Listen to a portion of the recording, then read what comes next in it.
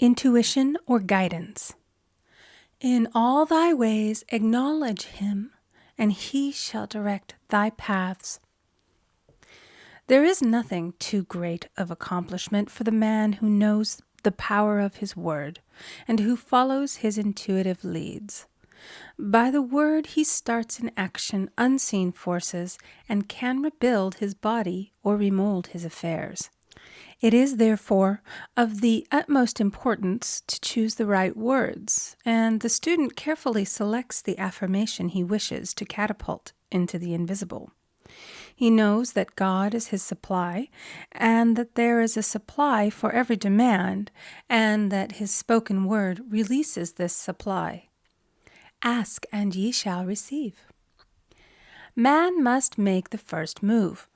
Draw nigh to God, and he will draw nigh to you. Speak the word, and then do not do anything until you get a definite lead. Demand the lead, saying, Infinite Spirit, reveal to me the way. Let me know if there's anything for me to do. The answer will come through intuition, or hunch, a chance remark from someone, or a passage in a book, etc., etc. The answers are sometimes quite startling in their exactness. For example, a woman desired a large sum of money. She spoke the words, Infinite Spirit, open the way for my immediate supply. Let all that is mine by divine right now reach me in great avalanches of abundance. Then she added, Give me a definite lead. Let me know if there is anything for me to do. The thought came quickly. Give a certain friend, who had helped her spiritually, $100. She told her friend, who said, Wait and get another lead before giving it.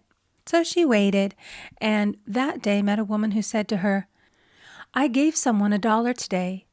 It was just as much for me as it would be for you to give someone 100. This was indeed an unmistakable lead, so she knew she was right in giving the $100. It was a gift which proved a great investment, for shortly after that, a large sum of money came to her in a remarkable way. Giving opens the way for receiving. In order to create activity in finances, one should give. Tithing, or giving 1/10 of one's income, is an old Jewish custom and is sure to bring increase. Many of the richest men in the country have been tithers and have never known it to fail as an investment. The 10th part goes forth and returns blessed and multiplied, but the gift or tithe must be given with love and cheerfulness, for God loveth a cheerful giver. Bills should be paid cheerfully. All money should be sent forth fearlessly and with a blessing. This attitude of mind makes man master of money. It is his to obey, and his spoken word then opens vast reservoirs of wealth. Man himself limits his supply by his limited vision. Sometimes the student has a great realization of wealth, but is afraid to act. The vision and action must go hand in hand, as in the case of the man who bought the fur-lined overcoat.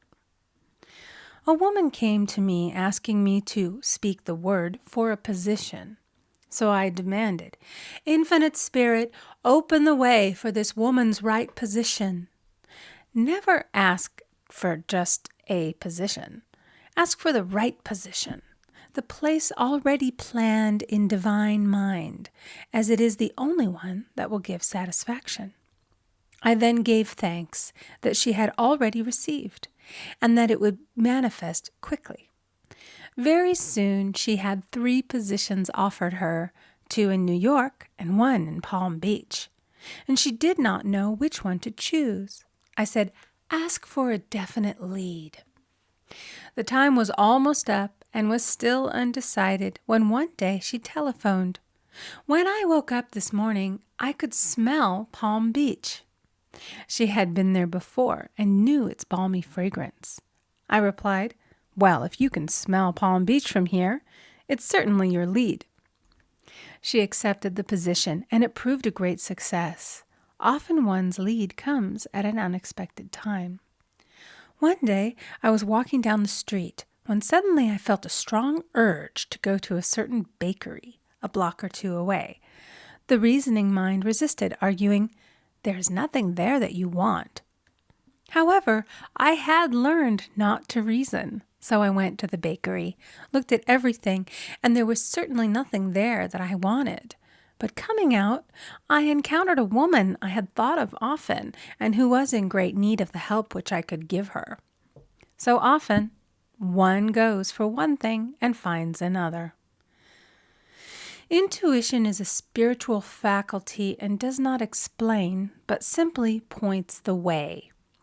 A person often receives a lead during a treatment. The idea that comes may seem quite irrelevant, but some of God's leadings are mysterious. In the class one day, I was treating that each individual would receive a definite lead. A woman came to me afterwards and said, "While you were treating, I got the hunch to take my furniture out of storage and get an apartment." The woman had come to be treated for health. I told her I knew in getting a home of her own, her health would improve, and I added, "I believe your trouble, which is a congestion, has come from having things stored away. Congestion of things causes congestion in the body. You have violated the law of use, and your body is paying the penalty." So I gave thanks that divine order was established in her mind, body, and affairs. People little dream of how their affairs react on the body. There is a mental correspondence for every disease. A person might receive instantaneous healing through the realization of his body being a perfect idea in divine mind, and therefore whole and perfect, but if he continues his destructive thinking, hoarding, hating, fearing, condemning, the disease will return. Jesus Christ knew that all sickness came from sin, but admonished the leper after the healing to go and sin no more, lest a worse thing come upon him. So man's soul, or subconscious mind, must be washed whiter than snow for permanent healing. And the metaphysician is always delving deep for the correspondence. Jesus Christ said, "Condemn not, lest ye also be condemned. Judge not, lest ye be judged." Many people have attracted disease and unhappiness through the condemnation of others. What man condemns in others, he attracts to himself. For example, a friend came to me in anger and distress because her husband had deserted her for another woman.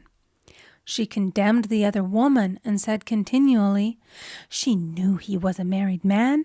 She had no right to accept his attentions." I replied, "Stop condemning the woman. Bless her and be through with the situation. Otherwise, you are attracting the same thing to yourself." She was deaf to my words, and a year or two later became deeply interested in a married man herself. Man picks up a live wire whenever he criticizes or condemns and may expect a shock. Indecision is a stumbling block in many a pathway. In order to overcome it, make the statement repeatedly, "I am always under direct inspiration. I make right decisions quickly." These words impress the subconscious, and soon one finds himself awake and alert, making his right moves without hesitation. It takes a very strong mind to neutralize a prophecy of evil. The student should declare, "Every false prophecy shall come to naught. Every plan my Father in heaven has not planned shall be dissolved and dissipated. The divine idea now comes to pass." However, if any good message has ever been given one, of coming happiness or wealth, harbor and expect it, and it will manifest sooner or later through the law of expectancy. Man's will should be used to back the universal will. I will that the will of God be done. It is God's will to give every man every righteous desire of his heart, and man's will should be used to hold the perfect vision, without wavering. The prodigal son said, "I will arise and go to my father." It is indeed often an effort of the will to leave the husks and swine of mortal thinking. It is so much easier for the average person to have fear than faith. So faith is an effort of the will. As man becomes spiritually awakened, he recognizes that any external inharmony is the correspondence of mental inharmony. If he stumbles or falls, he may know he is stumbling or falling in consciousness. One day, a student was walking along the street, condemning someone in her thoughts. She was saying mentally, "That woman is the most disagreeable woman on earth," when suddenly 3 Boy Scouts rushed around the corner and almost knocked her over. She did not condemn the Boy Scouts, but immediately called on the law of forgiveness and saluted the divinity in the woman. Wisdom's ways are ways of pleasantness, and all her paths are peace. When one has made his demands upon the universal, he must be ready for surprises. Everything may seem to be going wrong, when in reality it is going right. For example, a woman was told that there was no loss in divine mind. Therefore, she could not lose anything which belonged to her. Anything lost would be returned, or she would receive its equivalent. Several years previously, she had lost $2,000. She had loaned the money to a relative during her lifetime, but the relative had died, leaving no mention of it in her will. The woman was resentful and angry, and as she had no written statement of the transaction, she never received the money, so she determined to deny the loss and collect the $2,000 from the Bank of the Universal. She had to begin by forgiving the woman, as resentment and unforgiveness closed the door of this wonderful bank. She made this statement, "I deny loss. There is no loss in divine mind. Therefore, I cannot lose the $2,000 which belong to me by divine right. As one door shuts, another opens." She was living in an apartment house which was for sale, and in the lease was a clause stating that if the house was sold, the tenants would be required to move out within 90 days. Suddenly, the landlord broke the leases and raised the rent. Again, injustice was on her pathway, but this time she was undisturbed. She blessed the landlord and said, "As the rent has been raised, it means that I'll be that much richer, for God is my supply." The new leases were made out for the advanced rent, but by some divine mistake, the 90-day clause had been forgotten. Soon after, the landlord had an opportunity to sell the house. On account of the mistake in the new leases, the tenants held possession for another year. The agent offered each tenant $200 if he would vacate. Several families moved. 3 remained, including the woman. A month or 2 passed, and the agent again appeared. This time he said to the woman, "Will you break your lease for the sum of $1,500? It flashed upon her, "Here comes the $2,000. She remembered having said to friends in the house, "We will all act together if anything more is said about leaving." So her lead was to consult her friends. These friends said, "Well, if they have offered you $1,500, they will certainly give $2,000. So she received a check for $2,000 for giving up the apartment. It was certainly a remarkable working of the law, and the apparent injustice was merely an opening for the way for her demonstration. It proved that there is no loss, and when man takes his spiritual stand, he collects all that is his from this great reservoir of good. I will restore to you the years the locusts have eaten. The locusts are the doubts, fears, resentments, and regrets of mortal thinking. These adverse thoughts alone rob man, for no man gives to himself but himself, and no man takes away from himself but himself. Man is here to prove God and to bear witness to the truth. And he can only prove God by bringing plenty out of lack and justice out of injustice. Prove me now herewith, saith the Lord of hosts, if I will not open you the windows of heaven and pour out a blessing, that there shall be not room enough to receive it.